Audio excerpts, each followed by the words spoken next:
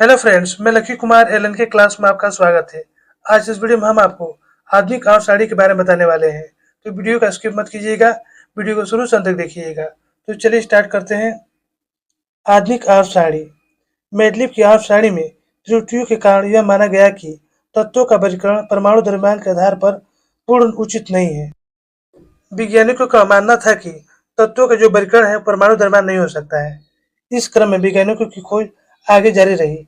सन 1913 ईस्वी में ब्रिटिश वैज्ञानिक हेनरी मोसले ने परमाणु संरचना के अध्ययन के क्रम में परमाणु संख्या की खोज की और बताया कि परमाणु संख्या इन तत्वों के मौलिक गुण है। ब्रिटिश वैज्ञानिक हेनरी मोसले ने परमाणु संरचना का गहन अध्ययन किया। उसके बाद उन्होंने कहा कि परमाणु संख्या इन तत्व के मौलिक गुण है, क्योंकि रासायनिक अभिक्रिया में इलेक्ट्रॉनों के स्थानांतरण से परमाणु द्रव्यमान में अंतर हो जाता है, लेकिन परमाणु संख्या में कोई परिवर्तन नहीं होता है। परमाणु संख्या में कोई परिवर्तन नहीं होता, जबकि परमाणु द्रव्यमान में क्या होता है, परिवर्तन हो जाता है। तत्व की परमाणु संख्या स्थिर होती है और किन्हीं दो तत्वों की परमाणु संख्या एक ही समान नहीं होती है। मोसले का कहना था कि तत्व का परमाणु संख्या एक ही होता है। एक तत्व का दो परमाणु क्रमांक नहीं हो सकता है। इस तत्व की परमाणु संख्या तत्व के परमाणु में उपस्थित प्रोटॉनों की संख्या अर्थात इलेक्ट्रॉनों की संख्या बराबर होती है। तत्व में उपस्थित जो प्रोटॉनों की जो संख्या होती है वो इलेक्ट्रॉन संख्या के बराबर होती है। अतः हम कह सकते हैं कि तत्वों के वर्गीकरण का वर्तमान आधार उनका इलेक्ट्रॉनिक विन्यास है। ठीक है। परमाणु संख्या की खोज के बाद मेडलिव के आवर्त नियम को, जो परमाणु द्रव्यमान पर आधारित था, परिवर्तित करने के लिए प्रभावित किया गया। जब परमाणु संख्या की जब खोज होगी तब क्या हुआ, मेडलिव का जो आवर्त नियम था वो परमाणु द्रव्यमान पर आधारित था, इसलिए उसको बदलने के लिए प्रभावित किया गया। परमाणु संख्या को आधार मानकर मोसले ने मेडलिव की आवर्त नियम को संशोधन करते हुए एक नया आवर्त नियम दिया। इसे आधुनिक आवर्त नियम कहते हैं। क्या कहते हैं? उसे आधुनिक आवर्त नियम कहते हैं। ठीक है। आधुनिक आवर्त नियम तत्वों के गुणधर्म उनकी परमाणु संख्या के आवर्त फलन होते हैं, न कि परमाणु द्रव्यमान के। परमाणु संख्या के आवर्त फलन होते हैं। ठीक है। अर्थात यदि तत्वों को उनकी परमाणु संख्या के बढ़ते हुए क्रम में सजाया जाए तो एक निश्चित अंतराल के बाद समान गुण वाले तत्व प्राप्त होते हैं। कब प्राप्त होते हैं? एक निश्चित अंतराल के बाद समान गुण वाले तत्व प्राप्त होते हैं।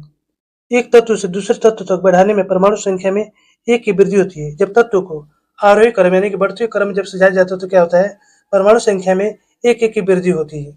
अतः तत्वों को उनकी परमाणु संख्या के आरोही यानी बढ़ते हुए क्रम में सजाने पर जो वर्गीकरण प्राप्त होते हैं उसे आधुनिक आवर्त सारणी या आवर्त सारणी का दीर्घ रूप कहते हैं। क्या कहते हैं? तो आधुनिक आवर्त सारणी या आवर्त सारणी का दीर्घ रूप कहते हैं। ठीक है। अब यहाँ पे देखिए क्या है, आधुनिक आवर्त सारणी है। इसे परमाणु क्रमांक के आधार पर सजाया गया है। अब यहाँ पे देखिए जो हाइड्रोजन है ये यहाँ पर आता है।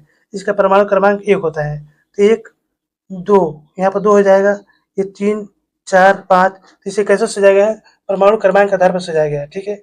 इसमें टोटल 7 आवर्त होते हैं।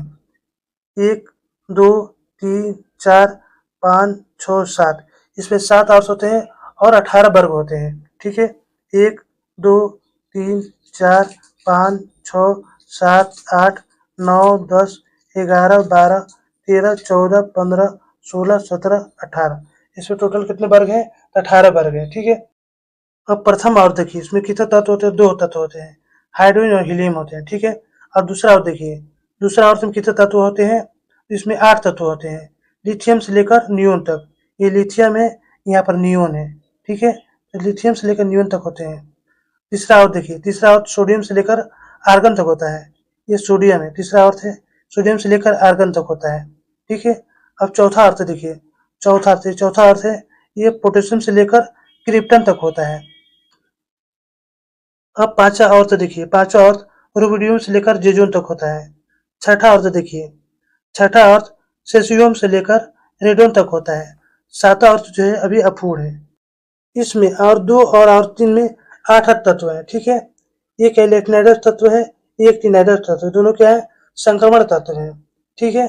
इस आवर्त सारणी मेडलिफ की आवर्त सारणी उपवर्ग ए और बी अलग कर दिए गए। इस आवर्त सारणी में क्या है?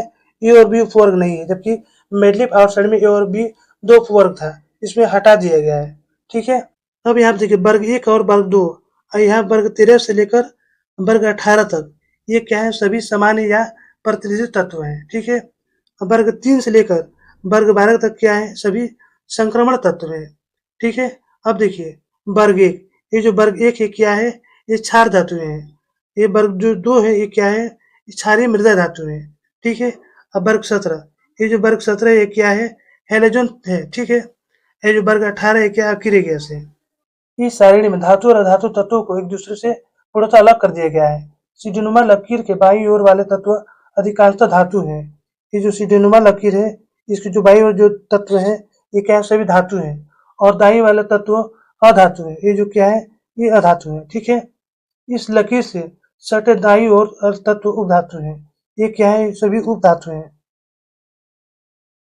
उपधातु में कौन कौन से थे, बोरन है, सिलिकन है, जर्मेनियम है, आर्सेनिक है, एंटीमनी है, टेलुरियम है और क्या है, पोलोनियम है। तो वर्ग 1 से लेकर वर्ग 2 तक ये क्या है, एस ब्लॉक के तत्व है, ठीक है। अब वर्ग 13 से लेकर वर्ग 18 तक क्या है, ये पी ब्लॉक के तत्व है। अब वर्ग 3 से लेकर वर्ग 12 तक कौन से तत्व है, ये डी ब्लॉक के तत्व है। अब देखिए ये जो है ए ब्लॉक के तत्व है।